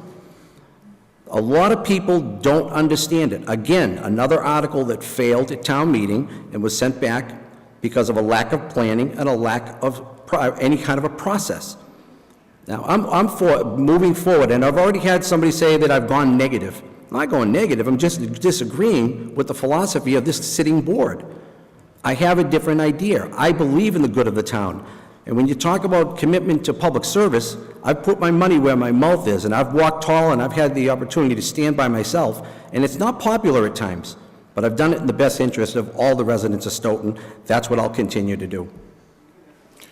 You wanted a rebuttal? Yes, thank you. Not all of a sudden. Again, this has been an issue, a long-standing issue in this town. And it wasn't one resident across from Merrimack. It was a collective group of business owners down at Campanelli. I'd be happy to bring up the group names and the meetings that were held with those folks in their requesting an assistance. The residents came to a meeting that the Board of Selectmen sponsored. So we had a forum, a public hearing, on what we should do about this. And certainly the folks that were concerned about getting a $20,000 or $30,000 betterment showed up, and we're glad for it, to hear those concerns, and then also some concerns that I hadn't heard before about traffic. So we're able to digest those. There is a study that's been done, a written proposal on the financials on this for a return on investment. It would require a town-sponsored article that the town meeting would have to approve, and it would be something that would happen over a number of years, not tomorrow. And I'm not sure where new growth comes into this issue. We don't talk about new growth as a substitute revenue or a new revenue. It's always about $800,000 a year. It's not enough to do anything. If we could expand new growth to $2 or $3 or $4 million, it makes a difference. But I've had no discussions about new growth being something that's going to be incrementally important to this town at this point. So, Time. Joe? Yeah, again, the more you talk about an issue, the more people are going to say they're interested. And I'll stand by the fact that it was 2015 and it was one piece of property. And I do watch the selectmen's meetings, like many of you, and I heard the issue being discussed of expending new growth as a portion of a revenue. Now, it might be small, but it was discussed. It's on the tapes. So again, I'm not opposed to doing a sewer project if it's right for the entire community. And if we can develop, and there's a solid return on investment that is from a developing firm that can tell you, yes, do this, you can bring this money in, it was done in another community, and we have the ability to do it, when we're not talking about, all this other spending that needs to be done, then I'm all for it. But like I said, and I've advertised it, I'm not trying to put the brakes on everything. I think we just need to slow down a little bit and to look at what's more important so that we can, tax-wise, live within our means. Because you think you've seen a tax increase with the school going up, we needed that. But that'll be nothing if we do all this building at once. Thank you. Next question, I'll stay with Joe. Do you believe the town needs a master plan? Oh, without a doubt we do. And that's what I'll say. There's been people that have stood up with a master plan and been its worst enemy when it comes to getting this thing rolling. Most recently, there was an implementation committee, and the Board of Selectmen voted to end it. Again, I'm not going to criticize. I'm not doing that. I don't know why they did. If it was in the best interest of the town, fine. But again, we now have got it started once again. We need to act on the master plan. It was mentioned earlier by the redevelopment authority that the master plan needs to be done. There's so much that can be done. We talk about the post office. There's been people that have talked about taking the post office. We're going to buy it, but we have to build them a new facility. But there's also a developer that said you can build a parking garage right over the top of the post office. You could take traffic and put traffic in on top of that building layout. So you're addressing two birds with one stone. Also, the Old Colony Planning Council had a parking garage slated for the old Cochran Shoe Building for years, but nobody wanted to do anything with it. I brought it back to the board, it sat there. We need to bring in outside resources. We can do a lot in the town. We can do a lot, but we need to bring people in to assist us. We're not the experts. Last I checked, not one of us does this for a living. We're not commercial real estate developers. That's what I want to partner with, people that can get the job done and help us. Those of you remember the Reebok building and where Kohl's is and all that, that was all done with a private-public partnership. One developer that worked with the town of Stoughton. There would be people in Stoughton that say he made a lot of money. He did. But that became the largest tax-producing property in Stoughton at the time, and most jobs in one concentrated area. It works. It's been done before. We can do it again. Okay, Rick, same question. Do you believe the town needs a master plan? Well, we got one, so yes, and it kind of happens to be our guidebook. We had hundreds of residents come through to visioning sessions and provide feedback for that plan. We had professional consultants hired. They then pulled together the plan and then published it, and certainly town meeting voted hundreds of thousands of dollars to support that plan and to put it into effect. So it is not gathering dust. It's really a guide for us, particularly from the economic development component that you heard in my opening remarks. It's very critical. There was an implementation committee who, by any measure, didn't really have any authority to do anything. So they really were tracking what was already being done. So I, as a board representative, joined that committee. My suggestions were that we prioritize what we're implementing here, and then look to the town manager to direct all of that. And that's what's going to happen. So as soon as we rehire or hire a new town planner, the town engineer will head up that group, and they will formulate a new committee. So there are so many initiatives that we're putting forward here today because, again, we've been stuck. The theme is this town has been stuck. We can't get things done. For whatever reason it is, the excuses that have been put forward, the lip service that have been put forward, there is just nothing happening to move it forward. Well, we're committed to getting those projects done and finding new and creative ways that are not burdensome to the taxpayer. And we're committed to that as well. So we're not raising taxes. We are finding, again, grants and uses of redevelopment authority and the CPA funds and other funds that are available to us that will fund these projects. So thank you. Okay, a few more questions. I'll start with Rick. What do you think should happen to the State Theater? Preserved, renovated, or torn down? Oh, great question. So if you've ever been in the State Theater, what an amazing building. The Board of Selectmen got involved with this for a couple of reasons. In the fall, we had learned that the theater was in danger of being torn down. So I think that we were of the position that we wanted to make a decision to either do something or not, but we wanted to make sure that we had consciously made a decision. We didn't want just to let the opportunity pass. The State Theater is the centerpiece of the master plan. So a regenerated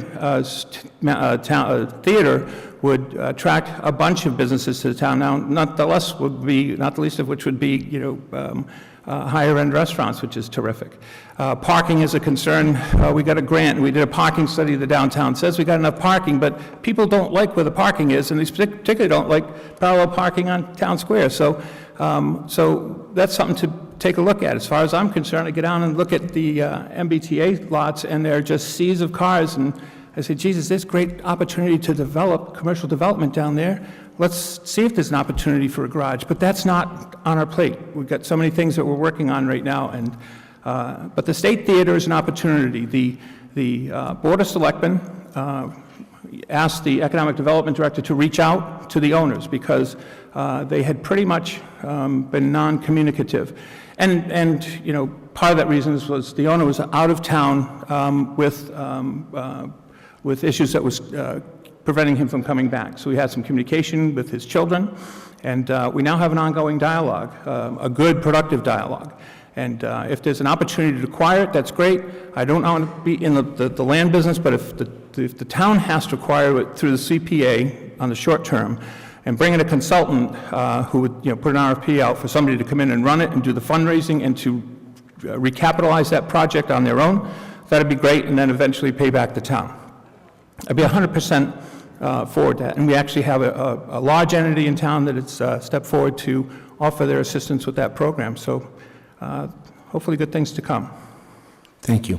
Joe, what do you think should happen to the State Theater, preserved, renovated, or torn down? Well, I've been a firm believer in the theater that goes back to about 1998 when we were able to save it when it went to the cinema and the cinema pub. There were people that didn't want it, but it was going to shut down. They needed to try something, and it kept it alive for another few years. This building, I don't support the project. Again, let the private development dictate that. We're not in the theater business. The Y of Stoughton has offered to be the agency that would run the theater. But again, the lack of a process.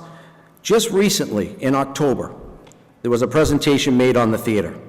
There was not any good, sound financial plan. There's rental property involved. When the question was asked, how much money will you generate from the rental property? They didn't know.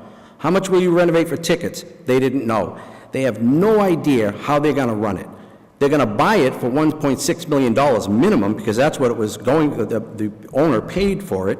And that's not even putting one nail into the building. That's just to take ownership of it. Never mind what it's going to cost to renovate it. Now, I think it's a very liberal plan that they have for renovations. You could probably do it for a lot cheaper. But we haven't involved anybody that has run a theater. And yes, the owner is talking to the town now through the economic development person. They hadn't been talked to. I found out that I had a mutual friend that knew them, and I talked with them well before the board had any communication with them. Because again, the board sent their employees out. You're not going to engage a private developer if you don't talk to them directly. And yes, the comment was made that it was going to get bulldozed. And the owner told me out of his own mouth, he said that because he was mad, because he hadn't been talked to, and he said he would bulldoze it before he would deal with the person that's in there now. That was what the statement was made about bulldozing the project. We have to walk beyond this table and walk outside our community and bring expertise into it, instead of sitting here at this Board of Selectmen's table thinking we have all the answers. Rick, you wanted a rebuttal? Yeah, thanks. So again, like I said, this came on our radar back in the fall. Our stopgap short-term measure was to prevent the theater from being torn down. So that certainly couldn't come with a full-fledged plan for how that, you know, what the cost of tickets was going to be 5 years or 10 years from now when the building opened. So, you know, to intimate that we should have come to the town with a plan about what the whole rest of this project looks like when we're just trying to stop the building from being torn down was the initiative. So, you know, the owner finally did communicate back to the Economic Development Director and said, who are we supposed to be dealing with here, by the way? And we said, you know, certainly the Board of Selectmen, and certainly the paid professionals that are hired to do these kinds of things. The board is not qualified to negotiate these kind of things, so we hire, you know, the paid professionals and attorneys to negotiate these things. We're more than happy to have a sit-down with the owner and let them know what we think, and have offered to do so as well. But they are pleased with the way that we're progressing, and we have an ongoing, great dialogue at this time. Joe, final thought on this? Yeah, I just want to point out at that meeting in October, I believe it was October 16th, there's one gentleman in the hall tonight that brought up the same questions I brought up. And then there was a letter, we all know John Morton, and I admire John, we can always talk. John Morton wrote a 3-page letter that was not even distributed to the full board, questioning the same thing. The whole process he questioned. He went on town meeting floor and questioned it there as well. Okay, so it's not as simple as, you know, we were trying to save the building from being demolished. This plan has been talked about for years with the nonprofit group that's been there. They should have had this information way before that meeting on that October meeting. So again, this is what I question, is the process. You know, this board's campaigned heavily on the process, and this is another one that they've fallen short on for whatever reason. I'm not saying anybody did it intentionally, but again, the taxpayers' money do not belong buying a theater, and we're not even sure if we're going to get a return on investment. Okay, and I'm going to do one more question and then closing. I got two more, but we're going to get way over time. So the Randolph up for two Savings more. Bank was, Yeah, I'll stay. It's because he took a break. huh? No, I got two. Okay, I'll do both of them then. Sorry to interrupt. So let me just make sure I got the order right. It'll be Joe first and then Rick. The Randolph Savings Bank was mentioned earlier in the evening, during the redevelopment authority debate. This is like a five-part question, so I'm going to try to synthesize it. Why was it purchased? What are the possible uses? Were the possible uses worth the risk of purchasing? Do you anticipate a sale, and if so, would it be for a profit? I'll start with Joe. Well, you're asking me about a process that I wasn't part of, so I really can't answer that, why they bought it. I question that too. But you did hear both members of the redevelopment, the candidates for the redevelopment authority question the process. They said that there was supposed to be a plan that come forward that would explain what the use was going to be, and then they would consider buying in. They didn't see that plan. And from what I'm told, that's why you didn't see the involvement. I think it would be a great use of the building for the collector's office here at Town Hall. It's got a safe, it's got drive-through windows, it could be, something very useful to the residents of the town.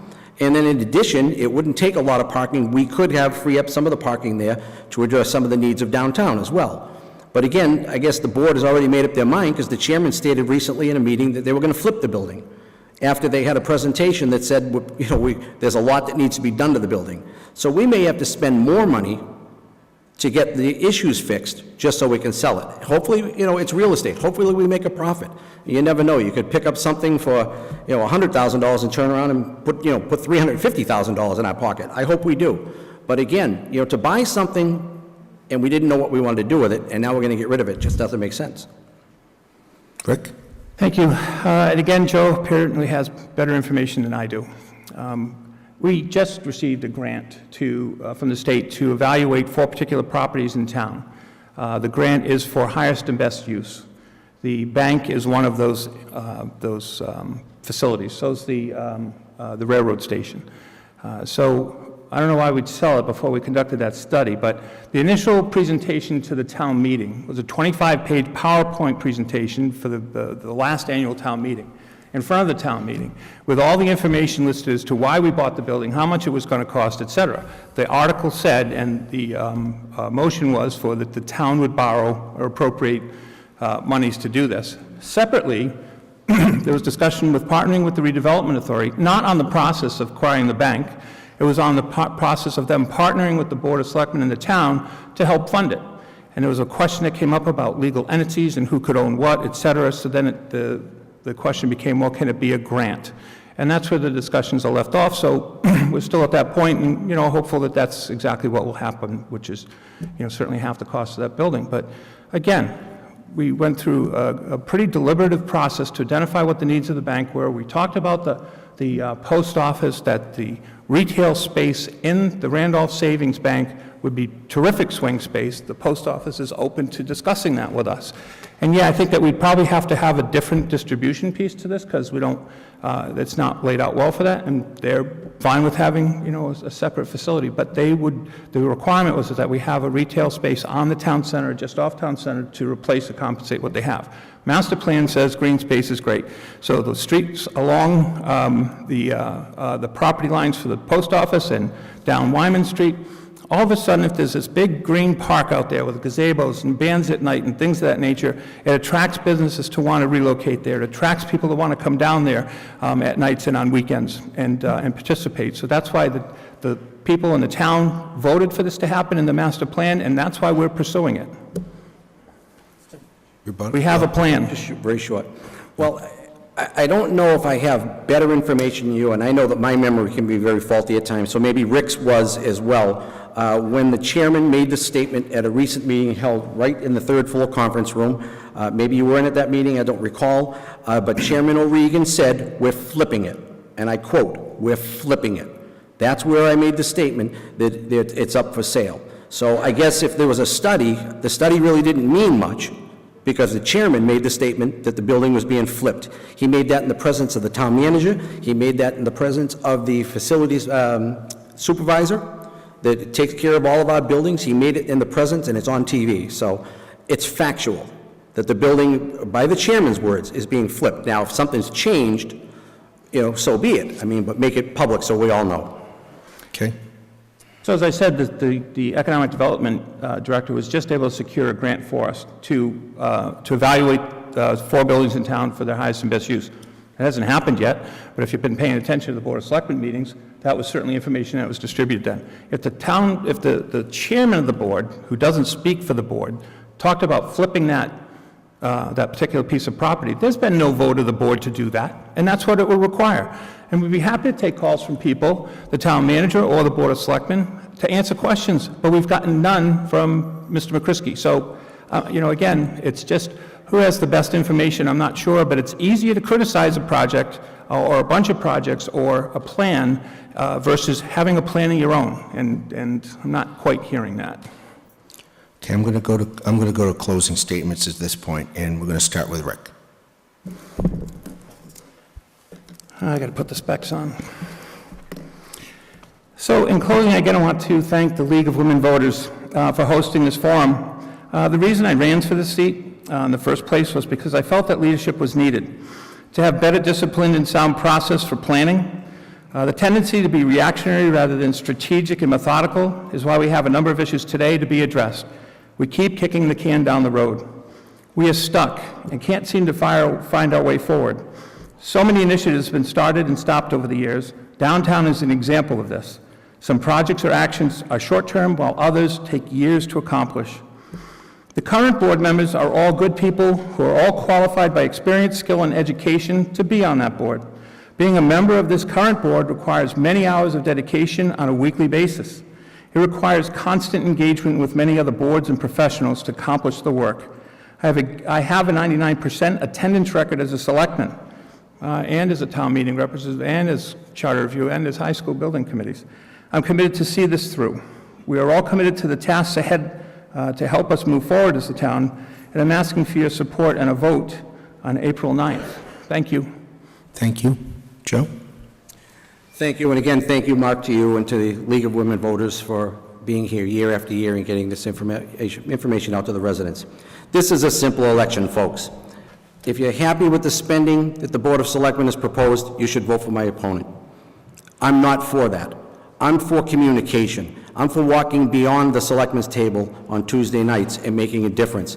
I'm for improving the line of communication with our own school department, who 2 members told me is at best fractured at this point.